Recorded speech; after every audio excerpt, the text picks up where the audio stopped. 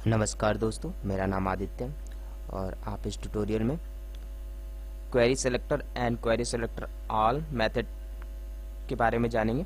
ठीक है, तो ये मेथड करता क्या है, जैसे कि हमने पिछले वीडियो में देखे हैं कि किसी भी अगर हमें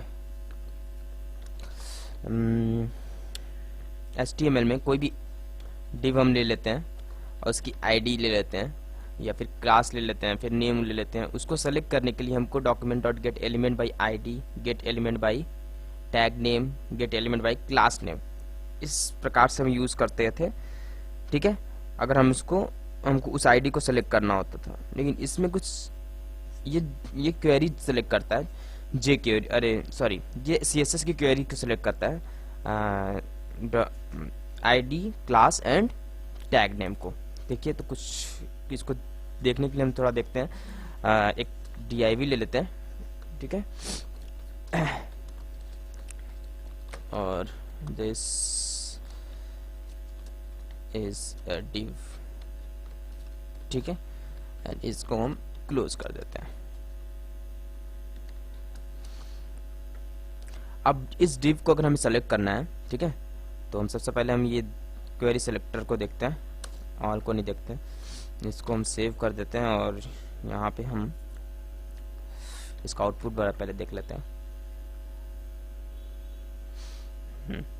तो इसका आउटपुट है दिस इज अ div, दिख रहा है आपको। अब इसको हमें सेलेक्ट करना है, ठीक है, दिस इज अ div को। तो हम यहाँ पे एक वेरिएबल लेते हैं, ठीक है, और div नाम से एक वेरिएबल ले लिए और यहाँ पे क्वेरी सेलेक्टर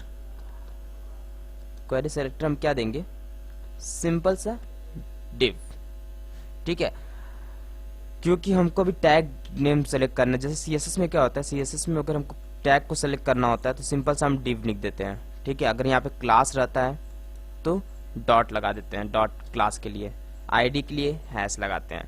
तो इसी प्रकार से ये हम क्या सेलेक्ट करने हैं, हम टैग नेम को, तो बस सिंपल सा div लगा देंगे। बॉडी लिख देंगे तो बॉडी सेलेक्ट हो जाएगा, हम div लगा दिए, ठीक है। अब ये सेलेक्ट हो गया, ठीक है। अभी फिलहाल कुछ आएगा नहीं क्योंकि इस पर कोई एक्शन नहीं किया हमने। अब हम इस पर अगर एक्शन करना चाहते हैं तो query selector dot query selector हो गया, div डॉट सेट एट्रीब्यूट,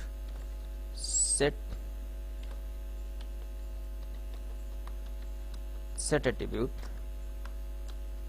हम स्टाइल सेट करते हैं। इसके अंदर स्टाइल में बैकग्राउंड कलर रेड रखते हैं और नाउ हम लोग चेक करते हैं जरा, ठीक है।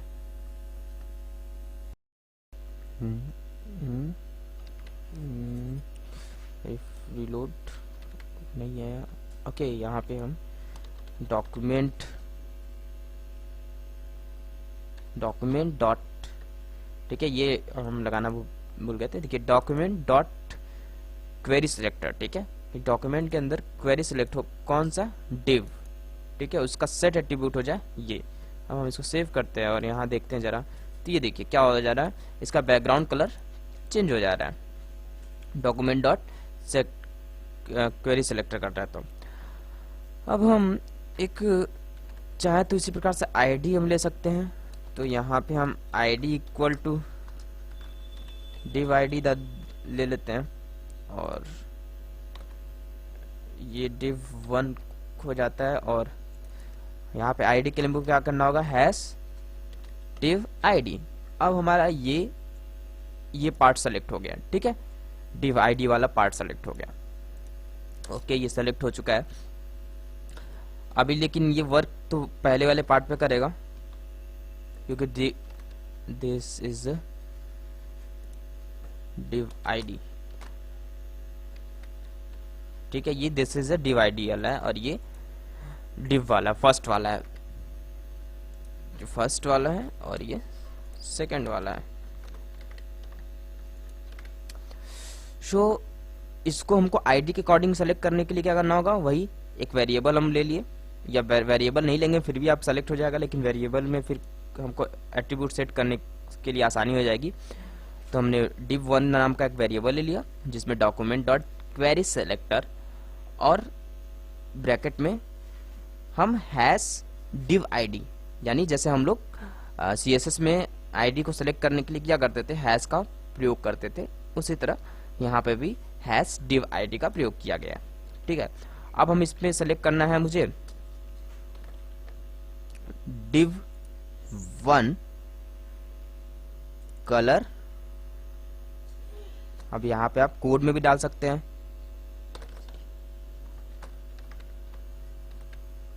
कोड में भी डाल सकते हैं।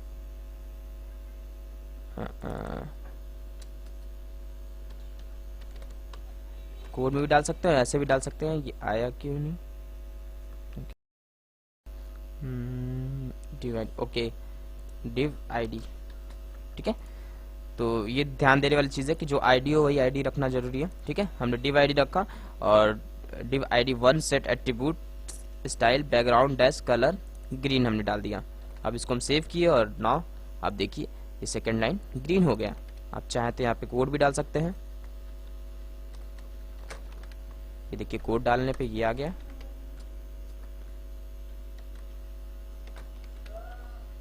ठीक है,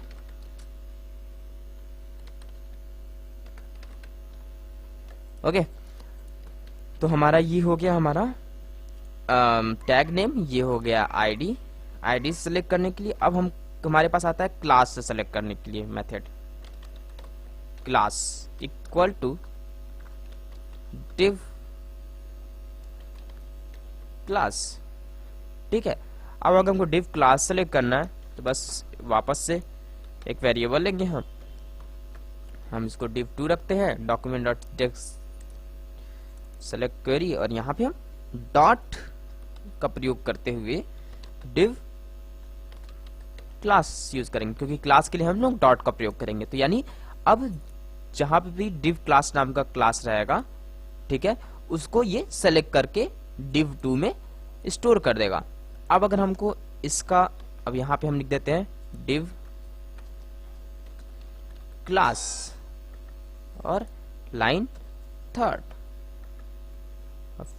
फिलहाल इसको हम कमेंट करते हैं और सेव करके इसका देखते हैं आउटपुट। ये देखिए this is a div class और 3। अब हमको इसका कलर चेंज करना है या कुछ भी करना है तो वापस से हम div2 set attribute and style background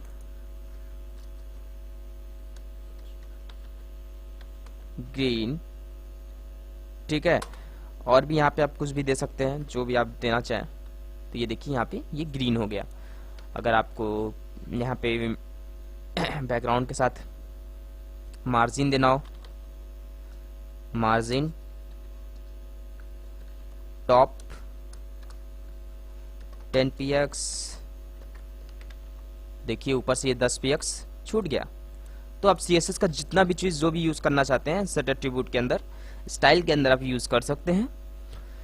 ठीक है, ये वन लाइन इनलाइन CSS में वर्क करेगा। जैसे आप देखिए यहाँ पे ये सारा इनलाइन CSS में जा रहा है। जैसे इसमें देखिए स्टाइल के अंदर div के अंदर क्लास है और क्लास के अंदर स्टाइल, स्टाइल के अंदर बैकग्राउंड कलर और मार्जिन दोनों, यानी ये इनलाइन CSS का काम करता है। ठीक है, तो दोस्तों ये आपको समझ में आया क्वेरी सेलेक्टर। अब आता है क्वेरी सेलेक्टर ऑल। सपोज मेरे पास ढेर सारे आईडी इसी नेम के हैं, ढेर सारे क्लास इसी नेम के हैं। ठीक है, अभी क्या हो रहा है कि अगर आप देखिए, हम सबको ये कमेंट कर देते हैं। ठीक है, ये भी कमेंट कर देते हैं, ये दोनों हमने कमेंट कर दिया। अभी हमने सिर्फ div वाला पार्ट रखे हैं जो फर्स्ट पार्ट है। ये क्या कर रहा है, ये div को सिलेक्ट कर रहा है, टैग नेम को, एग्जैक्टली ये टैग नेम को सिलेक्ट कर रहा है और उसका कलर रेड कर दे रहा है। ठीक है, ये सही है। देखिए ये टैग नेम को सिलेक्ट किया और इसका कलर रेड कर दिया फर्स्ट वाले को। अगर हम इसको ऊपर कर दे रहे हैं, चलो हम लोग देखते हैं, ये देखिए हम क्या कर दिए कि ये आईडी वाले को ऊपर कर दिया, ये भी div में है। इसको सेव करते हैं सेकंड वाले को, तो ये देखिए सेकंड वाला जो ऊपर था वही क्लास इसका वही रेड होगा, उसी पे इफेक्ट हुआ। तो इसका कहना क्या मतलब है कि जो भी डिव फर्स्ट टाइम इसको मिलेगा HTML में, सिर्फ उसी को ये सेलेक्ट करेगा, यानी एक डिव को ये सेलेक्ट करेगा, ठीक है, एक क्वेरी को ये सेलेक्ट करेगा।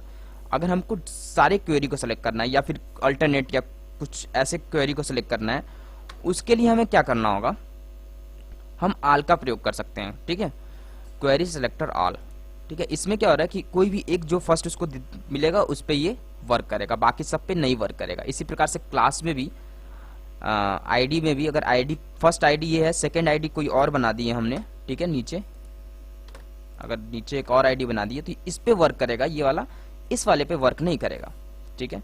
जरा हम लोग देख लेते हैं, आप भी देखिए ये कि इसको हम सेव किए, ये देखिए इस वाले पे इसका वर्क नहीं आया, जबकि सेम आईडी है दोनों का, तो नहीं आया। अब हमको क्या करना है, अब हमें सारे को सेलेक्ट करना है। हम सेव किए और इसको कमेंट, ठीक है, इसको भी कमेंट कर देते हैं। फिलहाल अब सारा कमेंट है, ठीक है। अब हमें क्वेरी सेलेक्टर ऑल का प्रयोग करके सारे डिव को एक साथ सेलेक्ट करना है, या 2-3 क्लास एक साथ सेलेक्ट करना है। अभी हम टैग सेलेक्ट करना बता रहे हैं, ठीक है। तो हम वेरिएबल, एक डिव नाम का एक वेरिएबल ले लिए, ठीक है, डिव ऑल, ठीक है। इसमें document dot query selector all का प्रयोग करते हुए हम यहाँ पे डिव डालेंगे, ठीक है। अब ये हम डिव डालते ही इसका मतलब कि ये डिव पूरा का पूरा सेलेक्ट हो गया, लेकिन किस प्रकार से सेलेक्ट हुआ, अगर आप यहाँ पे कुछ यू लिखते हैं, div all dot set attribute style background colour red, तो क्या ये सारा वर्क करेगा? एकदम नहीं करेगा। लेकिन ये सेलेक्ट तो है, तो ये कैसे वर्क करेगा? ये सेलेक्ट तो किया है, लेकिन ये एक एरे वे में सेलेक्ट किया है, यानी इसका जो फर्स्ट वाले का मान है उसका 0, 1, 2 इस प्रकार से ये सेलेक्ट किया है।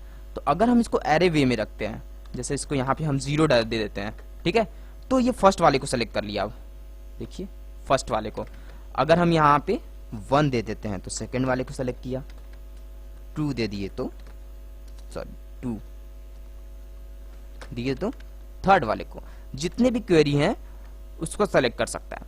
तो अब आपको एक साथ डिव में पूरे, अब डिव तो ऐसे काउंट करेंगे नहीं कितने हैं, और आप सब में जाके इतने बार कोड तो लिखेंगे नहीं कि यहाँ पे आप 0 लिखे फिर यहाँ पे 1 लिखें, ठीक है, एक साथ, और पता नहीं कितने डिव हैं, ठीक है, और ये भी नहीं पता कि कितने एरे बना रहे हैं।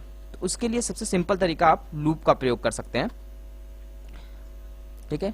लूप का किस प्रकार से प्रयोग कर सकते हैं, हम यहाँ पे देंगे, इसको सेव करके देखते हैं, कोई आउटपुट नहीं है। हम यहाँ पे लूप देंगे, फॉर लूप का यूज करते हैं, उसके अंदर हम डालेंगे i = 0, ठीक है, and div all dot length, ठीक है, यानी इसका length i is greater than div all dot length, यानी div all का जितना लेंथ हो, ठीक है, ये लेंथ काउंट करके बता देगा कितना लेंथ है, ठीक है, हमको जोड़ने की जरूरत नहीं पड़ेगी। एंड i प्लस प्लस, ठीक है, जैसा कि आप फॉर लूप पढ़े ही होंगे। फॉर लूप में क्या होता है कि i = 0, i is less than div all dot length, मतलब i अगर इस लेंथ से छोटा है तो ये क्वेरी चलना स्टार्ट हो जाए। तो i का वैल्यू 0 है और ये 0 से छोटा, ये बड़ा ही होगा, लेंथ 3 है क्योंकि 2 टाइम्स है, 1, 2, 3 इसका लेंथ है। एंड i प्लस प्लस, ये जब एक बार चल जाए तो वो प्लस प्लस ऑटोमेटिकली हो जाए, ठीक है। और यहाँ पे जब फर्स्ट टाइम चले यानी आई की वैल्यू 0 है तो फर्स्ट टाइम आई की वैल्यू 0 होगी, फिर जब सेकेंड टाइम आएगा तो ये प्लस प्लस होने के बाद 1 हो जाएगा, तो ये 1 का लेगा, 2 लेगा, 3 लेगा, इस प्रकार से ये क्वेरी चलना चालू होगा। और इसको सेव करके हम इसका आउटपुट देखेंगे तो क्या होगा कि सब एक साथ ये हमारा क्वेरी सेलेक्ट हो गया। ये लूप के अकॉर्डिंग हमारा सब एक साथ वर्क कर रहा है, ठीक है। जितने भी हमारे पास डिव हो यानी जितने भी हमारे पास टैग नेम हो, अगर हम चाहें तो इसी को आईडी नेम से भी कर सकते हैं, ठीक है। जैसे कि हमको आईडी सिलेक्ट करना है तो dollar div hash div ID, ठीक है, हैश डिव आईडी कर दी और सबमिट हैश डिव आईडी, मतलब आईडी दे देते हैं, सब में आईडी दे दिया। और सब में आईडी देने के बाद ये कोडिंग तो ये फॉर लूप उसी प्रकार चलेगा कि फर्स्ट ऑफ आई की वैल्यू 0 हो एंड एक वेरिएबल ले लिया आई इज इक्वल टू 0 हो and I is less than div dot length यानी डिव ऑल का लेंथ यानी इसका लेंथ, यानी इसका लेंथ क्या है 1 2 3 टाइम्स का लेंथ है, ठीक है, 0 1 2, ठीक है। और वो जब एक बार लूप खत्म हो जाए, फर्स्ट लूप खत्म हो यानी 0 अगर 0 है तो ये चलेगा, यहाँ पे आएगा आई की वैल्यू 0 यहाँ पुट करेगा और 0 लेते ही ये वाली क्वेरी सेलेक्ट होके इसका आउटपुट दे देगा। सेकेंड टाइम इसका 1 हो जाएगा, 1 होने पे यहाँ पे आएगा, फिर भी ये छोटा है तो वापस चलेगा। चलने के बाद यहाँ पे क्या होगा कि यहाँ पे 1 पुट होगा और 1 होने पे ये सेलेक्ट हो जाएगा। इसी तरह 2 भी से छोटा है, 2 सेलेक्ट होगा, यहाँ पे 2 हो जाएगा। 3 आते ही ये इससे बड़ा हो जाएगा, क्यों? क्योंकि अब ये लेंथ से ज़्यादा जा रहा है, इसके वजह से ये लूप बंद हो जाएगा और हमारा पूरा रिस्पॉन्स कुछ इस प्रकार से आएगा, शो डिव आईडी, और यहाँ पे हम कलर ग्रीन कर देते हैं, ग्रीन। तो ये देखिए पूरा का पूरा कलर ग्रीन हो गया, ठीक है। सेलेक्टर इसी प्रकार से आप क्लास कर सकते हैं, क्लास के लिए डॉट डिव क्लास, और क्लास हम यहाँ पे कुछ 3 क्लास ले लेते हैं सेम नेम से 3.1 एंड 3.2, ओके, डिव क्लास। ये देखिए बाकी ये 3 हो गया और बाकी ये 2 नहीं हुआ क्योंकि यहाँ पे हमने क्लास नेम नहीं दिया था। यही इसी 3 में क्लास नेम है, इन दोनों में क्लास नेम नहीं है तो ये क्लास नेम नहीं दिया। तो दोस्तों आपको query selector and query selector all समझ में बहुत अच्छे से आ गया होगा। तो इस वीडियो में इतना ही, नेक्स्ट वीडियो में मिलते हैं, तब तक के लिए बाय बाय।